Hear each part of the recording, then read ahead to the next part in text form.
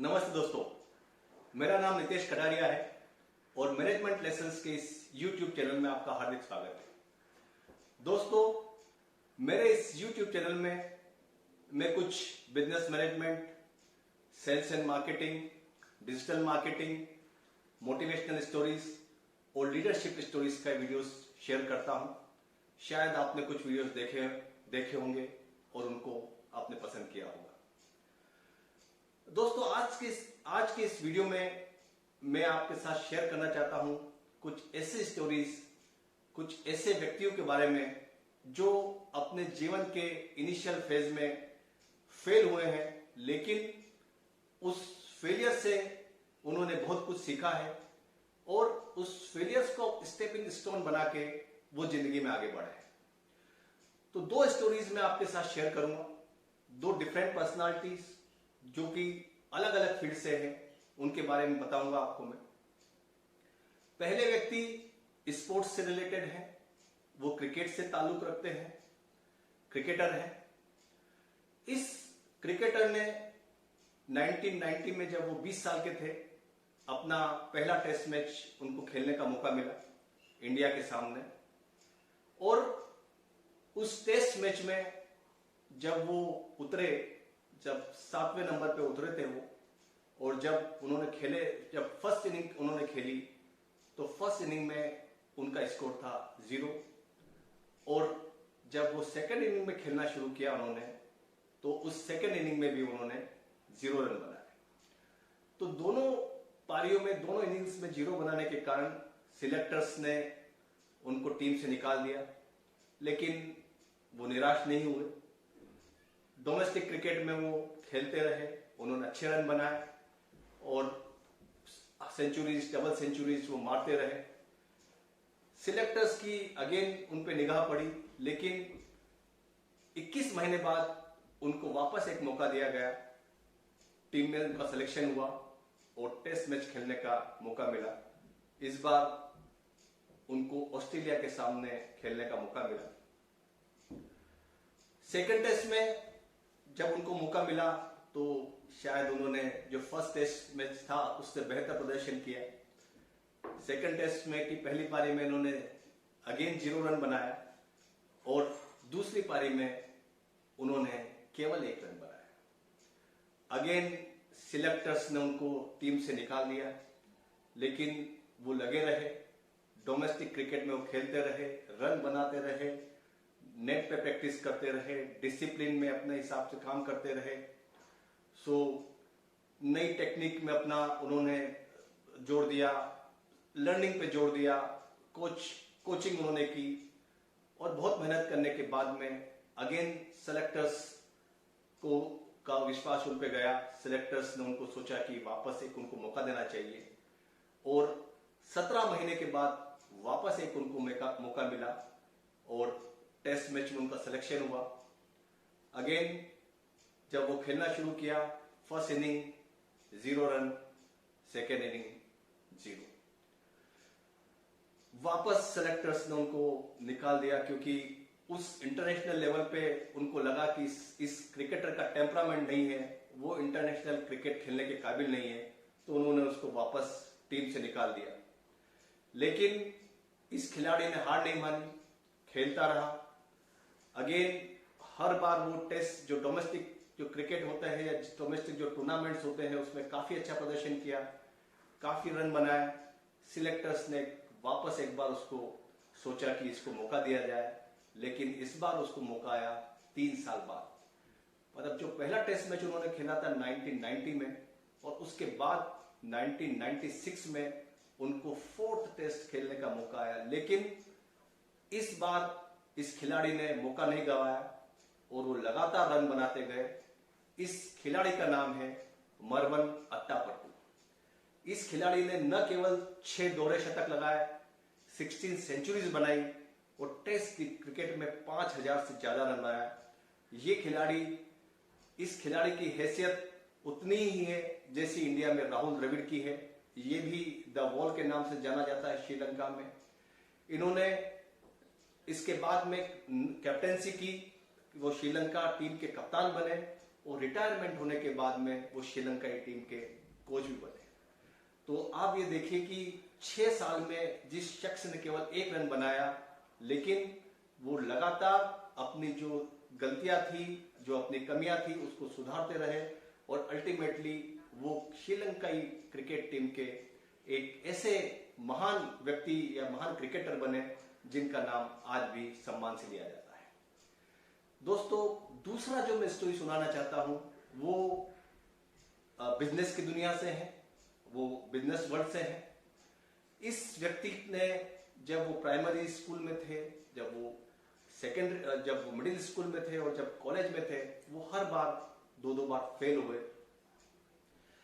उस व्यक्ति को जब वो कॉलेज का एग्जाम दे रहे थे तो मैथ्स में उनको 1 अंक मिला, 120 में से केवल 1 अंक मिला और वो क्वालिफाई नहीं कर पाए। इन्होंने 10 बार हार्वर्ड बिजनेस स्कूल में जाने के लिए एग्जाम दिया, लेकिन हर बार वो फेल हो गए। उन्होंने अपना कॉलेज होने के बाद करीब 30 जॉब्स के लिए जॉब वैकेंसी में अप्लाई किया, लेकिन हर बार अनफॉर्चुनेटली वो क्लियर नहीं कर पाए। किसी भी कंपनी में उनका सिलेक्शन नहीं हो पाया।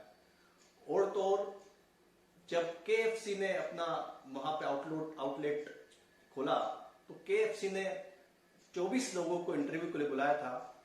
24 में से 23 लोगों का वहां पे सिलेक्शन हो गया था, लेकिन इस व्यक्ति का सिलेक्शन नहीं हुआ। इसने 1999 में अपनी एक कंपनी खोली। कंपनी का जो पहला साल का रेवेन्यू था वो था 0, दूसरे साल का जो रेवेन्यू था वो भी 0 और जो तीसरे साल का रेवेन्यू था वो भी 0। लेकिन अगेन इस व्यक्ति ने हार नहीं मानी, लगे रहे और आज की तारीख में ये व्यक्ति दुनिया के 10 अमीरों में शामिल है और इस व्यक्ति का नाम है जैक मा, जो कि Alibaba.com के फाउंडर एंड CEO है। और इस व्यक्ति ने वो ऊंचाइयां हासिल करी है इन 20 सालों में, वहां तक शायद और किसी का पहुंचने का कोई नहीं पहुंच पाया है वहां तक। तो आप देखेंगे कि 2 डिफरेंट पर्सनालिटीज अपने काम में, फेलियर उनको इनिशियल लाइफ में मिला, लेकिन उस फेलियर से वो सीखते गए और उस फेलियर्स को सीख के वो सफलता की नई ऊंचाइयां हासिल करते रहे।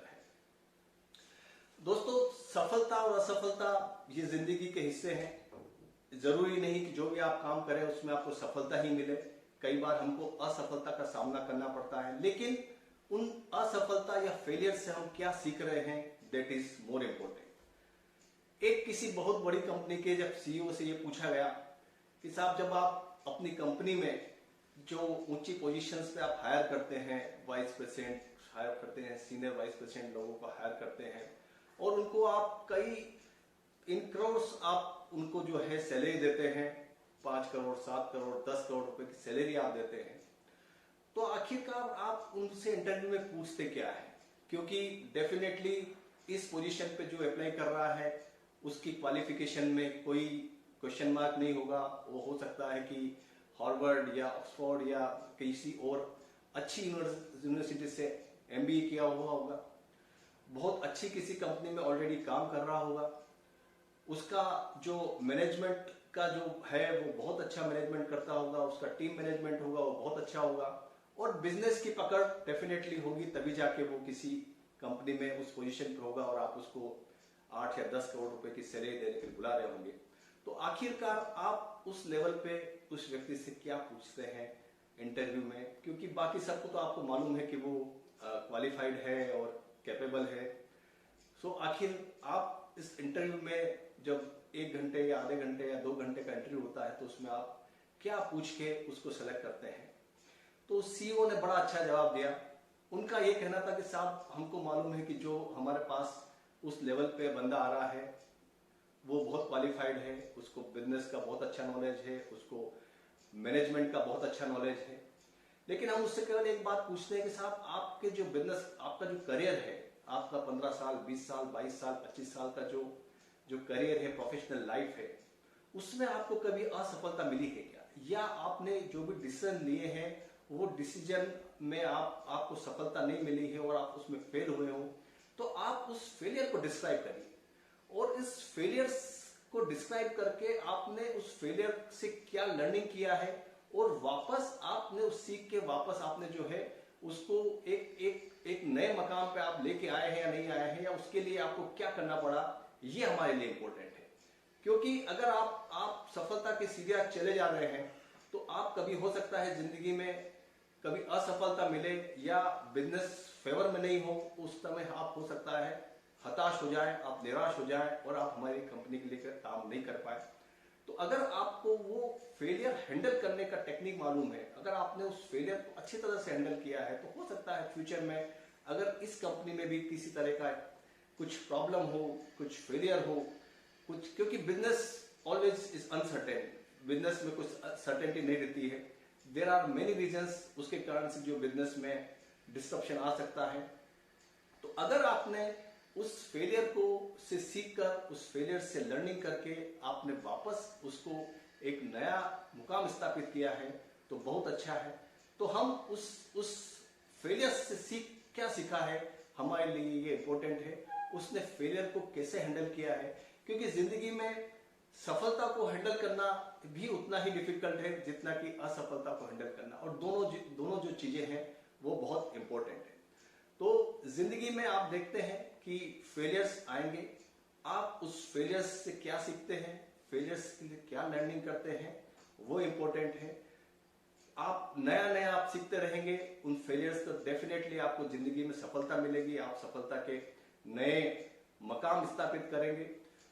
जैसे कि कहा है जो हमारे बहुत बड़े मैनेजमेंट गुरु हैं शिव खेड़ा साहब, उन्होंने कहा कि winners never quit and quitters never win, कि जो व्यक्ति जो विनर है वो कितनी भी मुसीबत आ जाए, कितना भी फेलियर आए, वो अपने काम में लगा रहेगा और अल्टीमेटली उसको सफलता मिलेगी। और जो क्विट कर गया, जो छोड़ गया, उसको सफलता पाना मुश्किल है। उम्मीद है मेरा ये वीडियो आपको पसंद आया होगा।